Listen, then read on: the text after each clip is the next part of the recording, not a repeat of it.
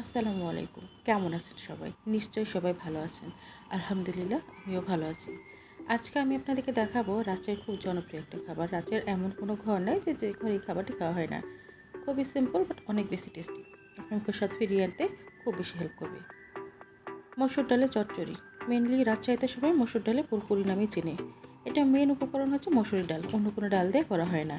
তো আমি আজকে আপনাদেরকে দেখিয়ে দিচ্ছি কীভাবে করে এটা।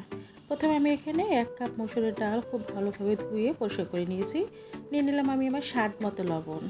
আপনি যতটুকু লবণ খান ততটুকু দিলে হবে। দিয়ে দিচ্ছি হাফ চা চামচ মরিচের গুঁড়া। এরপরে দিয়ে দেবো হাফ চা চামচ হলুদের গুঁড়া। হলুদ খুব বেশি দেওয়ার প্রয়োজন নেই। এরপরেই দিয়ে দেবো আমি রসুন একটা বড় রসুন আমি এখানে কোয়াগুলো ছিলে 1 থেকে 4 ফালি করে নিয়েছি। দিয়ে দিচ্ছি 5-6 টুকরা কাঁচামরিচ। এরপরে দিয়ে দিচ্ছি এখানে হাফ কাপের একটু কম পেঁয়াজ কুচি। এই তো সবগুলো দেওয়া হয়ে গেলো। এখন আমি দিয়ে দেবো 1 টেবিল চামচ তেল। খুব বেশি তেলের দরকার হয় না এই রান্নাতে। এখন এগুলো আমি হাত দিয়ে খুব ভালোভাবে কষলে মাখিয়ে নিব।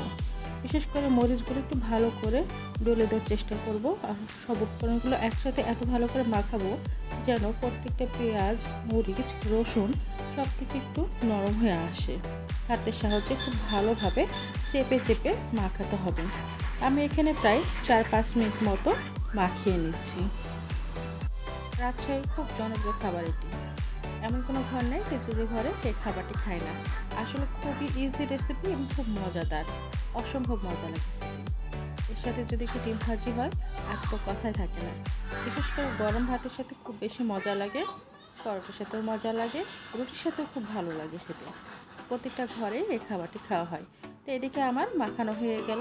আমি 1 কাপ ডালের জন্য এইখানে 3 কাপ পানি দিয়ে দিলাম। তা হাতটা ধুয়ে পানিটা আমি দিয়ে দিলাম খুব ভালোভাবে। এখন এটা চুলায় বসিয়ে দেবো আমি। চুলায় বসিয়ে দিয়ে এটা আমি ঢেকে দিচ্ছি না, কারণ আমরা সবাই জানি যে ডাল ঢেকে দিলে এটা ফুটে উঠে চারপাশ দিয়ে পানিটা পড়ে যায়, জন্য দিব না। তো এরপরে আমি যখন ফুটে উঠলো মাঝে একটু করে নেড়ে দিয়েছি। খুব বেশি নাড়া দরকার নেই, খুব বেশি নেড়ে দিলে ডালগুলো একেবারেই নরম হয়ে যাবে।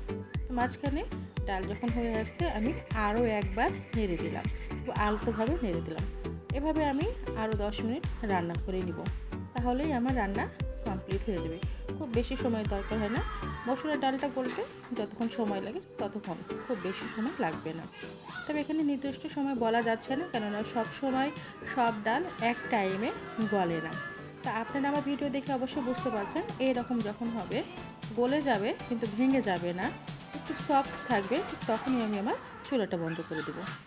অসম্ভব মজার একটি খাবার খুব সহজভাবে তৈরি করা যায়। আপনারা সবাই নিশ্চয়ই বাসায় এটা তৈরি করে দেখতে পারেন। আর যদি অবশ্যই নতুন ভালো রেসিপি পেতে চান আমার চ্যানেলটি সাবস্ক্রাইব করে পাশে থাকবেন। ধন্যবাদ। আল্লাহ হাফেজ।